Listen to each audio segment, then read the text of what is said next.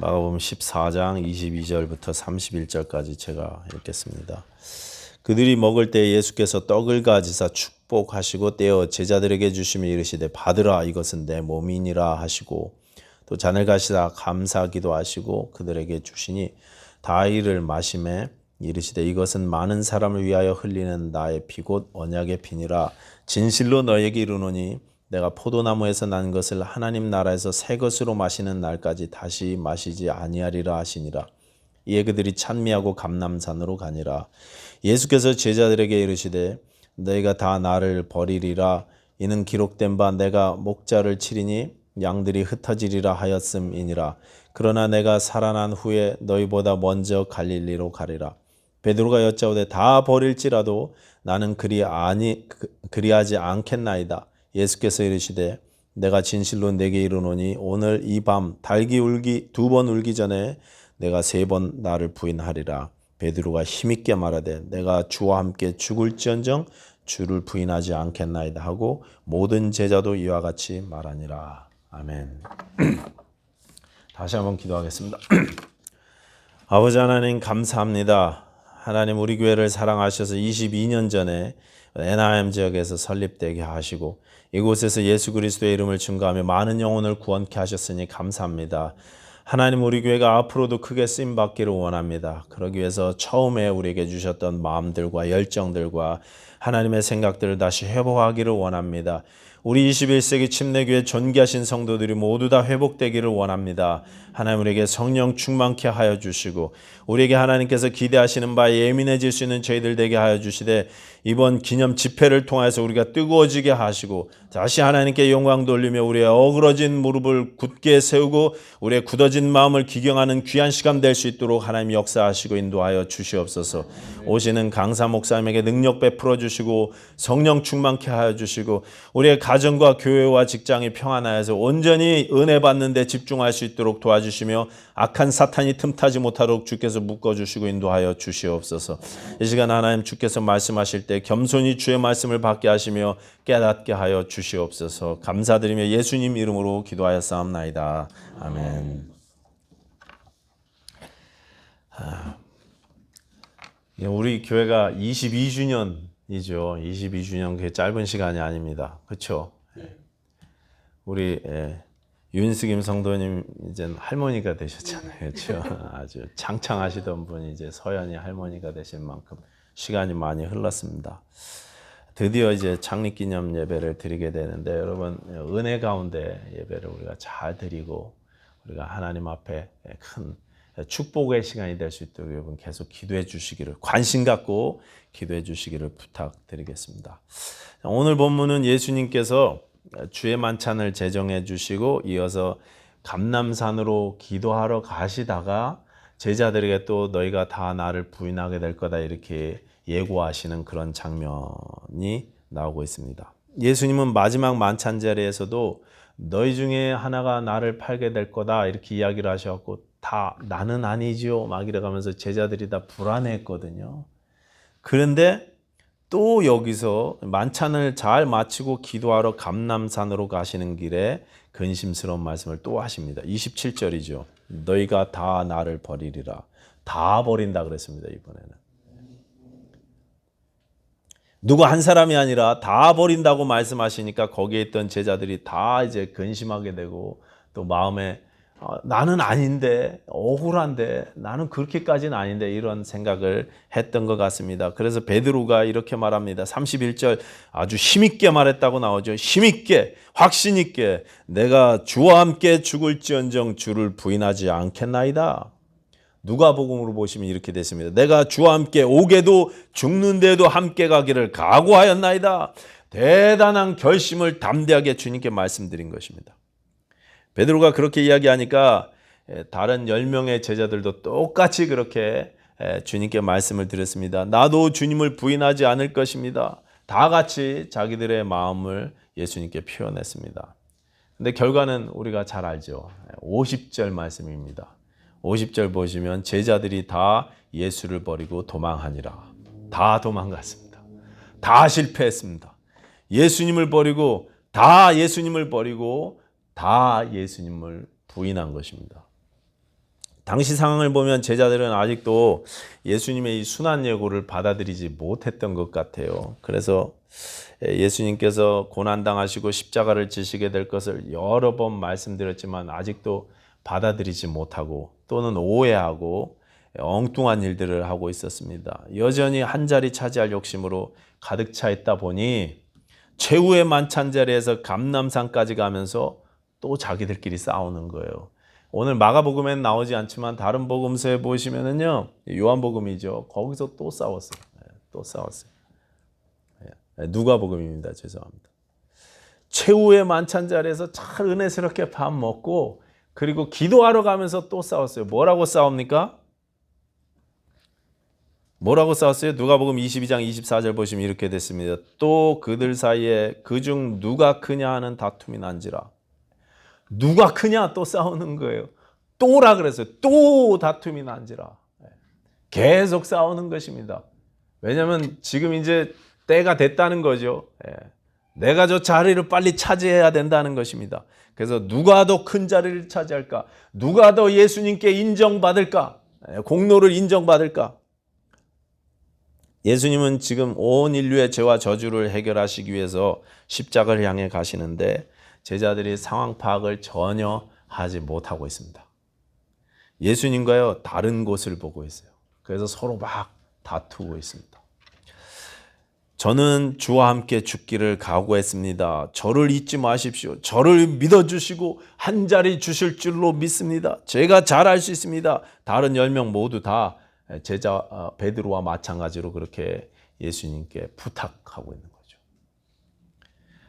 저는 이 제자들의 모습을 비난하고 싶지는 않습니다. 왜냐하면 사실 이 모습이 저와 여러분들의 모습이기 때문에 그렇습니다. 성경이요, 이게 우리들의 모습이라고, 이게 우리의 실존이라고 그렇게 고발하고 있는 것입니다. 출애굽기 19장에 보시면 하나님께서 십계명 율법을 주시기 전에 먼저 이제 아직 20장에 구체적으로 십계명과 율법을 주시기 전에 모세에게 이제 이런 말씀을 주겠다, 너희가 지켜야 된다 이렇게 말씀을 했을 때 모세가 그 말씀을 백성들에게 다 알렸거든요. 하나님이 이제 법을 주신다고 한다. 우리가 이 말씀대로 살아야 된다. 그렇게 이야기를 했더니 이스라엘 백성들이 뭐라고 이야기하느냐? 출애굽기 19장 8절. 백성이 일제히 응답하여 이르되 여호와께서 명령하신 대로 우리가 다 행하리이다. 아직 법을 안 주셨어요. 주시기 전입니다. 아직 말씀을 주시기도 전인데 듣기도 전에 자신 있게 대답합니다. 우리가 다 행할 것입니다. 아주 자신 있었죠. 오늘 본문의 제자들도 똑같습니다. 내가 주와 함께 죽을지언정 주님을 부인하지 않겠습니다. 이스라엘 백성들이요, 그들이 큰 소리친 대로 하나님이 명령하신 대로 다 행했습니까? 아니죠. 바로 그 다음부터 말씀을 어기기 시작합니다. 하나도 제대로 지키지 못하고 계속 실패하는 삶을 살았습니다. 오늘 본문의 제자들도 큰 소리친 그대로 자기들이 자신 있게 이야기한 대로 그렇게 살지 못했어요. 신의를 저버렸습니다. 모두 다 도망갔습니다. 여러분, 이게 우리의 실존이에요. 우리들의 모습이 이렇습니다. 성경은 항상 우리가 이렇다는 사실을 적나라하게 보여주시는 것입니다. 하나님의 은혜와 긍휼이 아니면 우리는 늘 배반하고 늘 거역하는 그런 존재들이라는 것입니다. 그런데 주님을 부인하고 주님을 배반하는 일들이 내 삶 가운데 종종 있지만 하나님은 여전히 우리를 참으시고 우리에게 계속 은혜를 베풀어 주시는 것입니다. 내 안에 내가 정말 그러니까 말씀대로 잘 살고 싶거든요. 예수님 부인하지 않고 싶어요. 저는 이 제자들이나 베드로의 고백이 가식이 아니라고 믿습니다. 분명히 그때는 진심이었을 것입니다. 그렇죠? 죽는 데까지라도 내가 갈 것입니다. 감옥에도 내가 같이 갈 것입니다. 분명히 그때는 진심이었을 것인데 연약하다 보니까 우리 안에 죄성이 있다 보니까 내가 입으로 결심한 대로 살아내지 못하는 것입니다. 그런데 예수님은 우리의 이 연약함을 아셔요. 네가 어떻게 그럴 수 있느냐 이렇게 야단치고 나무라지 않으십니다. 예수님은 우리의 연약함을 야단치시는 게 아니라 대신 뭐라고 말씀하시느냐? 누가복음 22장 31절 32절 보시면 베드로에게 시몬아 시몬아 보라 사탄이 너희를 밀가부르듯 하려고 요구하였으나 그러나 내가 너를 위하여 내 믿음이 떨어지지 않기를 기도하였노니 너는 돌이켜 형제들을 굳게 하라 그랬어요. 너는 돌이킨 후에 내 형제를 굳게 하라. 예수님께서 기도하셨대요. 야단치시는 게 아니라 위에서 기도하십니다. 내가 부인할 수 있다. 넘어질 수 있다. 실패할 수 있다. 내가 다 이해한다. 그러나 내 믿음만은 떨어지지 않기를 바라서 내가 기도했다. 돌이켜라. 그리고 내 형제를 굳게 하라. 이게 주의 말씀이고 부탁이었습니다.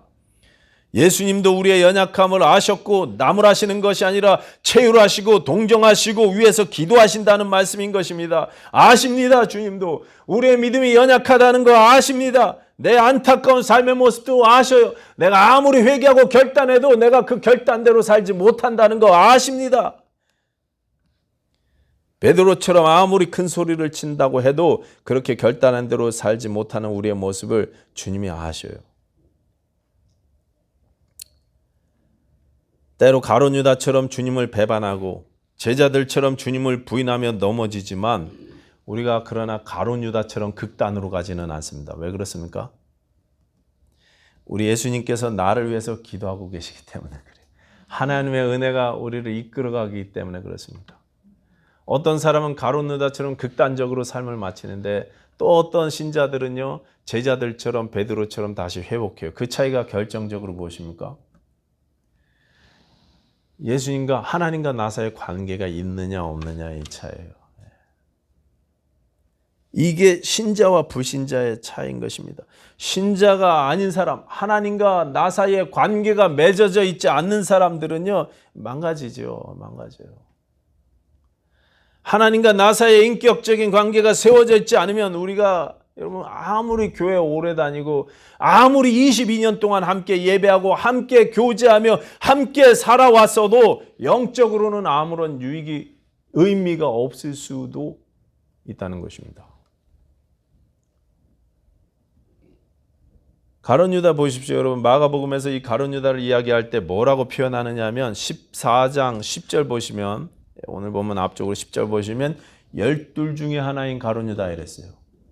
그리고 그 뒤에 18절도 보시면 너희 중에 한 사람, 20절 12 중에 하나, 43절 12 중에 하나인 유다. 12 중에 하나, 너희 중에 하나 계속 강조하고 있습니다. 이게 무슨 뜻이겠습니까?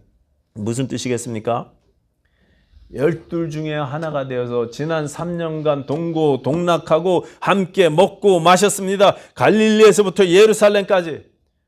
마가복음은 갈릴리에서 시작했고 예루살렘까지 가는 십자가의 길이라고 제자의 길이라고 그렇게 설명드렸습니다. 그 십자가의 길, 제자의 길을 이제까지 함께 걸어왔던 사람 가룟 유다였어요. 12 중에 하나였습니다. 6월절 만찬도 같이 나눴어요. 물론 끝까지 참여하지는 않았지만 주의 만찬에도 참여해서 주의 몸도 나눴습니다. 입으로는 함께 신앙 고백이 있었고 신앙의 행위들도 있었습니다. 그렇게 12 중에 하나 다 같은 제자인 줄 알았는데 그는 제자가 아니었더라는 거예요. 같이 예수님을 선생님이라고 부르고 랍비라고 부르고 주님이라고 부르면서 다 같이 예수 믿는 줄만 알았는데 그렇지 않은 자가 있더라는 것입니다. 그래서 천국에 가면 우리가 2번 놀란다 그러잖아요. 그렇죠? 저 사람은 못 올 줄 알았는데 떡하니 거기 와서 앉아있는 거 보고 놀라고 그 다음에 그 인간은 꼭 올 줄 알았는데 못 와갖고 그래갖고 놀라고 우리 교회 이 목사는 꼭 올 줄 알았는데 인간이 안 보여 그래갖고 놀라는 거예요.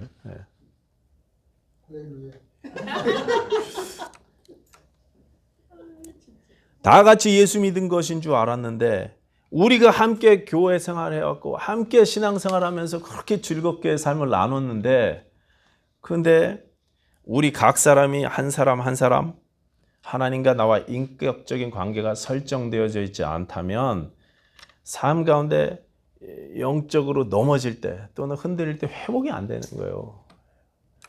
왜 그렇습니까? 회복할 믿음 자체가 아직 성립되어져 있지 않기 시작되지 않기 때문에 그렇습니다. 그러니까 여러분 예수 믿으십시오. 여러분 예수 믿으셔야 돼요. 예수 잘 믿으십시오. 예수 믿으세요. 예수께서 내 죄와 저주를 해결하시기 위해서 이 땅에 오사 나를 위해 죽임당하시고 부활하셨음을, 나를 위해 부활하셨음을 믿으시기 바랍니다. 그분이 내 인생의 주인이고 구원자이심을 믿으십시오. 예수님 덕분에 나는 하나님의 존귀한 자녀가 되었다는 사실을 믿고 받아들이십시오. 내 인생 내가 주인 되어 내 마음대로 살아왔는데 내 힘으로는 어쩔 수 없는 죄인이었음을 고백하시고 이제 내 마음대로 살지 않고 주 뜻대로 살겠다고 결심하시기 바랍니다. 그 결심이 약해져서 넘어진다 할지라도 다시 세워주신다니까요. 땅만 바라보며 살던 인생 이제 눈을 들어 주를 바라보며 살겠다고 여러분 결단하세요. 결단하세요. 예수님을 믿고 나면 예수를 믿기 전과 완전히 다른 눈을 갖게 됩니다. 세상을 보는 눈이요 완전히 바뀌게 돼요. 세상뿐 아니라 내 인생과 내 삶을 바라보는 눈도 바뀌어요. 바뀌어야 정상입니다. 한국에 이재철 목사님이라고 계시죠. 훌륭하신 목사님인데 이 목사님께서 여러 책을 쓰셨는데 그분이 쓰신 책 중에 나오는 이야기예요. 1985년에 이제 재팬 에어라인 소속 잘 항공기가 일본 동경에서 어디로 가다가 오사카 부근에서 이제 추락한 적이 있어요. 그때 보잉에서 정비를 잘못해갖고 추락했대요. 단일 비행기 사고 역사상 가장 많은 사람이 죽었습니다. 520명인가가 죽었어요. 보잉 747에 꽉 차갖고. 그래갖고 그거 이제 원인을 조사하다가 정비 불량이라는 게 발견돼서 여기 보잉의 정비 책임자가 스스로 목숨을 끊은 적이 있어요. 그 사람도 죄책감 때문에. 근데 그 비행기에 한국 사람이 6명 타고 있었습니다.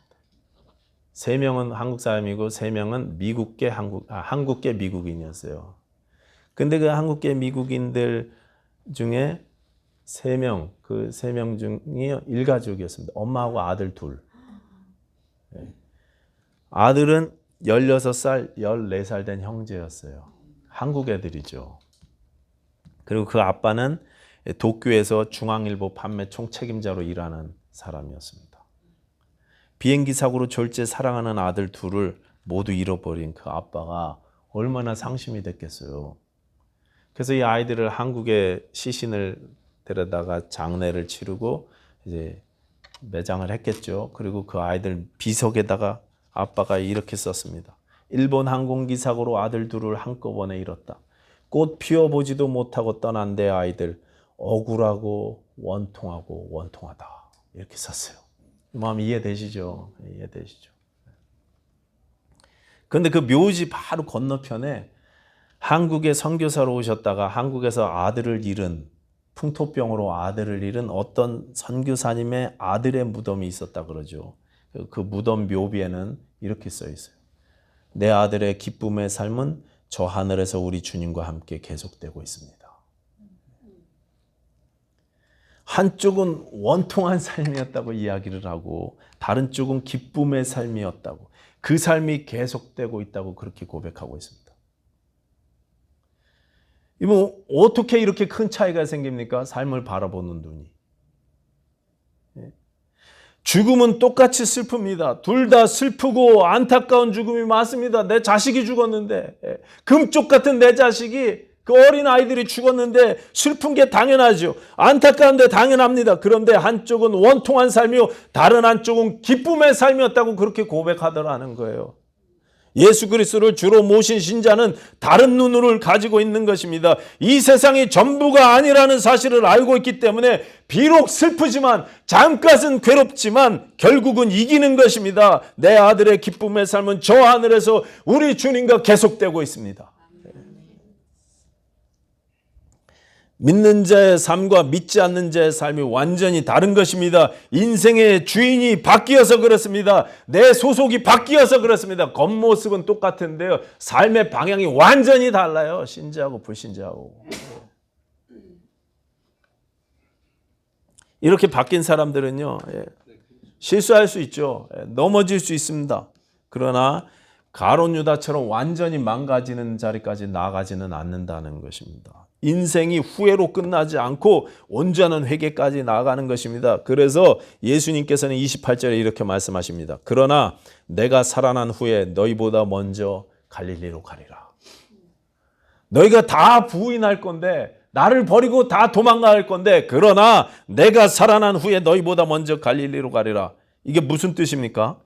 무슨 말씀이겠습니까? 이 말씀을 왜 하셨을까? 제가 이 말씀을 혼자 지난주부터 혼자 이렇게 내가 너희보다 먼저 갈릴리로 갈 거야. 이거 혼자 읽으면서 곰곰이 생각하다 많은 은혜 받았어요. 갈릴리 그곳, 여러분 예수님께 부름을 받았던 그곳, 함께 사역했던 가버나움이 있는 그곳 처음 사역을 했던 시작했던 그곳에서 기다리시겠다고 말씀하십니다. 마가복음은 이 갈릴리에서 시작되잖아요. 그래서 쭉 최초의 포인트를 갈릴리로 잡아서 이렇게 썼잖아요.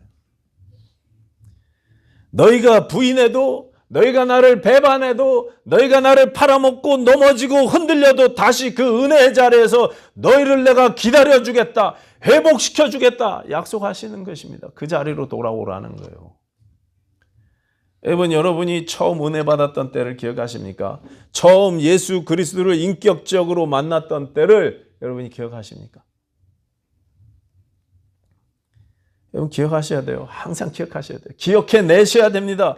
힘들 때마다 어려울 때마다 다시 한번 그 자리로 나의 갈릴리로 돌아가야 하는 것입니다. 그 은혜를 감사하며 감격할 수 있는 그 자리로 다시 가야 돼요. 그 은혜와 감격을 되찾고 감사를 다시 되찾고 다시 시작해야 되는 것입니다. 그곳 갈릴리에서 다시 은혜를 회복하고 내게 주신 사명을 다시 한번 확실히 확인해야만 하는 것입니다. 나중에 예수님께서는 말씀대로 갈릴리 디베랴 호숫가에 가셨어요. 그곳에서 제자들 다른 제자 5명, 4명은 어디 갔는지 모르겠는데 7명이 거기 가 있었죠. 7명이 다시 고기 잡겠다고 거기 갔습니다. 어부가 아닌 사람들은 딴 데 갔던 것 같아요.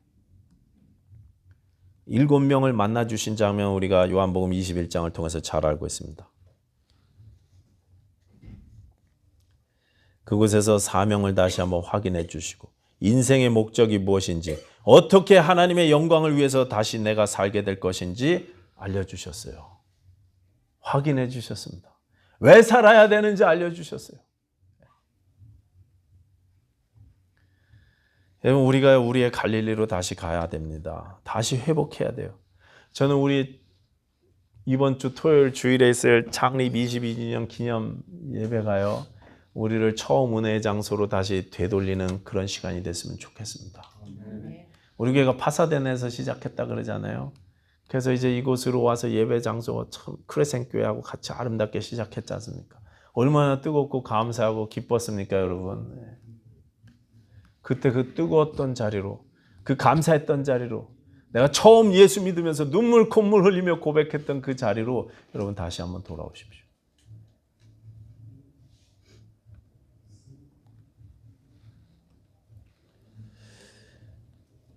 그래서 우리 교회가 나아갈 길이 회복되어지고 우리의 사명과 우리 삶의 목적이 회복될 수 있는 그런 귀한 시간들 됐으면 좋겠습니다. 아멘. 제임스 답슨 목사님 아십니까? 미국의 가정사역으로 굉장히 유명하신 분이시고 지금 연세가 굉장히 많은 걸로 알고 있는데 이분이 저 콜로라도에 계신데 지금도 가끔 라디오에서 방송이 나오더라고요. 제가 운전하다가 라디오 방송 들어요. 그걸 미리 녹음해 놓은 건지 아니면 지금 생중계하는 건지는 잘 모르겠는데 이렇게 막 대담하고 책 소개도 해주고 자녀 교육 문제도 이렇게 상담해주고 하는 그런 라디오 방송을 제가 종종 듣습니다. 근데 이 답슨 목사님은요 대학교 다니실 때 테니스 선수셨대요. 그래갖고 테니스 선수로 자기가 우승을 해갖고 이름이 높아지고 학교 명예를 드높이는 게 그게 꿈이었답니다. 실제 실력이 너무 좋아서 그 학교 대표로 나가서 전국 미국 대학생 대회에서 우승을 했던 경험이 있대요. 그러니 그 트로피가 큰 트로피를 받아와 갖고 학교에다가 이제 갖다 줬더니 학교에서 얼마나 자랑스럽습니까? 그래서 현관에 본관 현관에 딱 그 트로피가 전시돼 있었대요. 다른 트로피들하고 같이요. 그 제임스 답슨 목사님이 학교 갈 때마다 그 트로피가 자랑스러운 거예요. 근데 학교가 이제 이분이 학교를 졸업하고 몇 년이 지나서요. 그 트로피가 자기 집으로 우편 배달됐대요. 서포로. 그래서 이게 어떻게 된 일인가 알아봤더니 학교를 지금 막 재건축하고 있는데 건물을 부시고 재건축하고 있는데 거기 있던 트로피들을 다 갖다 쓰레기통에다 버렸대요. 다. 다 쓰레기통에 버렸는데 그중에 어떤 사람이 이거 그래도 주인이 있을 텐데 해갖고 착한 사람이 찾아갖고 이름을 찾아보고 수소문해갖고 이게 제임스 답슨 거구나 해서 우편으로 보내주신 거래요. 그걸 보면서 제임스 답슨 목사님이 이렇게 생각했대요. 항상 그래서 그때를 회상하면서 이렇게 말한답니다. 시간이 흐르면 당신의 트로피는 잊혀지고 버려지게 될 것이다. 당신은 잊혀지고 버려지는 트로피를 위해서 살 것인가? 순간적이고 썩어 없어지는 목표에 내 일생을 걸고 살아야 되겠는가? 아니면 영혼을 위해서 살 것인가? 우리가 추구하고 우리가 그렇게 갖고 싶어하는 이 트로피는요, 언젠가는 쓰레기통에 들어가게 될 거예요. 찰나적인 겁니다. 영원하지 않습니다. 변합니다. 그렇기 때문에 여러분, 우리 21세기 침례교회 성도들은 영혼을 위해서, 주의 나라를 위해서 살겠다고 결단하셔야 돼요. 흔들리지 않는 나라를 위해서 살겠습니다. 잠깐인 이 세상 순간적인 트로피를 위해서 내가 시간을 낭비하지 않겠습니다. 트로피도 우리에게 영광을 가져다 주죠. 좋은 거죠. 추구하십시오. 그런데 그것만을 위해서 살지는 않겠습니다 하는 결심이 저 여러분들에게 있어야 돼요. 힘들 때마다, 흔들릴 때마다 처음 받은 은혜의 자리를 기억하시기 바랍니다. 우리의 갈릴리로 우리가 다시 돌아가서 내게 주신 사명을 회복하실 수 있는 저와 여러분들 되셨으면 좋겠습니다. 순간적이고 찰나적인 이 땅의 트로피가 아니라 영혼을 위해서, 하나님 나라를 위해서 살겠다고 결단하시는 저와 여러분들 됐으면 좋겠습니다. 기도하겠습니다. 하나님, 우리에게 다른 눈을 주시고 또 영혼을 바라볼 수 있는 눈을 허락하여 주셨사오니 이제 예수를 바라보며 영원을 바라보며 승리하는 저희들 되게 하여 주시옵소서. 이제 하나님, 내게 베풀어 주셨던 은혜의 자리로 종종 다시 돌아가게 하시고 그곳에서 우리의 사명을 다시 확인할 수 있는 귀한 시간들이 우리 가운데 있게 하여 주시옵소서. 그곳에서부터 다시 회복되게 하여 주시옵소서. 우리 21세기 침례교회 온 성도님들이 다 회복되게 하여 주시옵소서. 예수님 이름으로 기도하였사옵나이다. 아멘.